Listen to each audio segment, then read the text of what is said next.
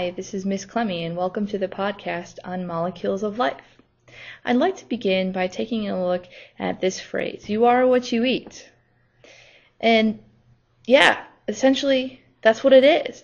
Now, this picture looks kind of funny. It's a cartoon depiction of that saying, but essentially that's what your body does. It takes in all the food that you eat, whatever it is that you eat, and it turns it into stuff that it can use to help you grow, reproduce, change, all that good stuff. So what we're going to do is take a closer look at those 4 molecules of life that your body really needs to do what it needs to do.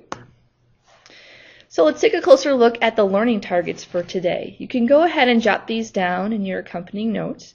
We're going to take a first look at living things themselves. So we're going to take a look at this first learning target. And we're going to take a look specifically at how those living things are organized, all the way down to the levels of cells. And then we'll finally get into the you are what you eat. We're going to look at the macromolecules that cells are composed of. So without further ado, let's look at the living things. Because essentially, we should be looking at living things. We are, in fact, in a biology course, and biology is the study of living things. So over here, we have a rock. And over here, we have what's called a canyon tree frog. That actually does look like a rock. It has pretty good camouflage. So how do we know that the tree frog is living and the rock isn't? Well, what it all boils down to is that tree frog is made of cells. And its cells can grow and reproduce and change, and they can metabolize, they need energy. And sorry to say it, but rocks, they don't have that. So that's the biggest distinction between something that's living and something that's not. Living things are made of cells. So let's take a look at our own system. If we look at humans, we will start with the whole picture. Let's start off with an organism. Now this is LT, learning target number 1. How do we go from that whole organism all the way down to those individual cells that make up living things? How do we get from point A to point B? Well, let's start small and work our way up.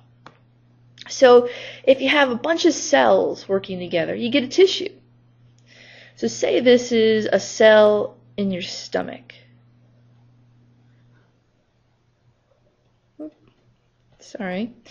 And the tissue then would be all working together to make an organ, to make your stomach. Okay. Now, here's the thing. Let's say that maybe these were special cells that lined your stomach, and maybe these were, let's say they were muscle cells in your stomach that help to grind and churn food.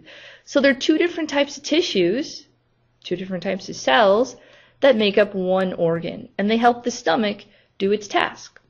Now there's one more level of organization before we get to the whole organism, and that's organ system. So here we have a picture of the digestive system, helps break down all the food we eat. So there's the stomach, the intestines, the liver, the esophagus, all of that stuff works together to do one main task. And there's not just one organ system in your body. You have the nervous system, which is your brain and your senses, circulatory system, your heart and blood vessels, skeletal, muscular, all of those organ systems, they work together to have a fully functioning organism. So that's LT number 1. Now we're going to move on to LT number 2. We're going to look at the composition of cells. Now there's a lot of things that go into cells. Today we're really just going to focus on the 4 macromolecules. So here they are. We have carbs, nucleic acids, lipids, and proteins. Now what we're going to do, we're going to break down each macromolecule like this. We're going to first look at what each one does. What is its function? Then we're going to look at its structure. What is it made out of? And finally, we're going to look at the examples. And we'll look at examples not only of foods that you eat that fall under each category, but we'll also look at some examples of where in your body these macromolecules are needed or are created. So, without further ado, let's tackle the first one, carbohydrates. Carbohydrates essentially function as your body's short-term quick burst of energy. It's the first place your body looks when it's needing some energy. And its structure is made of, and you can kind of see them up here, is this chain of sugars. And those sugars, those individual sugars, are called monosaccharides. Simply means one sugar. Now, if you go home and eat a big bag of potato chips, you're not eating monosaccharides. You're eating that long chain. So we'll change that prefix, mono, we're going to change it to polysaccharide, which really just means many sugars.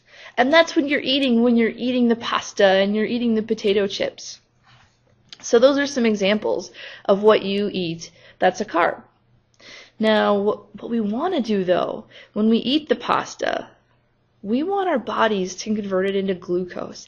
That's the really simplest sugar. It's the one that plants make. We can't make it on our own, but we can eat foods, change around the formulas a little bit with all the enzymes in our body, and turn it into glucose. And then our cells can use that for energy. Now, what I want to bring to your attention is this picture right here from the caption of Time magazine. It says low-carb diets. Those are pretty popular now. And essentially, you don't eat very many carbs, or none at all, so you block out your body's primary energy source. Let's talk about that more on the next slide. Which brings us to lipids. Now, lipids, their function is secondary energy. So when your body runs out of carbs, it turns to lipids for energy. And lipids are fats. Okay? So if you go on a diet, what do you want to do? You want to lose weight. You want to burn fat. So if you don't eat carbs, your body burns fat. Now, is that a great solution to go on the diet and actually cut out a major macromolecule? No way. And that's why these things are called fad diets. Here's the deal with fatty acids, or with lipids. They're made of these long tails of what's called fatty acids. You can see them up here. Okay? So those little subunits are kind of like words that form sentences. So if you think of a lipid as a long sentence, a fatty acid is just those words that make up the sentence. The same with carbs, and when we look at proteins and nucleic acids. They all have those smaller components that make up the larger picture. Here's the problem with fatty acids. So they're made of these repeating long chains of fatty acids, and they're so straight that they can stack one on top of the other. And that's how we actually get examples like butter, where it's actually a hard lipid, because all those chains stack. And that's where you can have trouble with too much fat. It stacks up in your blood vessels, it can block them, and cause a heart attack. The next macromolecule is protein. And protein's functions are like the body's raw materials to build stuff. So that's why I put on their building blocks. And those building blocks are made of small units called amino acids. So if we connect one amino acid to another, there's one, we connect them to another, and we connect and go so on and so forth down the line. Altogether, that makes a protein. Some examples that you can consume are steak, or beans have a lot of protein. Now, how does your body you actually use the protein that you eat? Well, it takes that steak and it can convert it into your muscle, into your hair, into your nails. It can convert it into chemicals that regulate other chemical reactions in your body. So proteins really do the heavy lifting. They do a lot of work in the cells of your body. The last macromolecule is a little bit different. It's a nucleic acid. And its function is to store information. It stores information about how to make proteins, about how to use carbs in your body. It stores information about what you look like, how you break down food. All of that stuff gets stored in these databases. And these long nucleic acids, like you see the Google picture up here, or this chain on the right, they're made of repeating units of nucleotides that are put together. So for example, here's a nucleotide, and then there's another one, oops, right after that, here's another one. You know, there's a bunch of nucleotides. They're all put together to make a nucleic acid. And the two examples that you need to be familiar with are both DNA and RNA. Oops. Okay? And you can get this, for example, say you eat a strawberry. You can actually extract DNA from strawberries. So you eat the strawberry DNA, and your body can take it all apart and rearrange it into your DNA. So when you need new cells, you need new DNA to put in those cells. And you can get the raw ingredients from other foods that you eat. So that about wraps up our podcast on the different molecules of life. We learned that organisms are organized all the way down to the cellular level, and those cells are really composed of 4 main molecules. Thanks for listening, and I hope you found that helpful.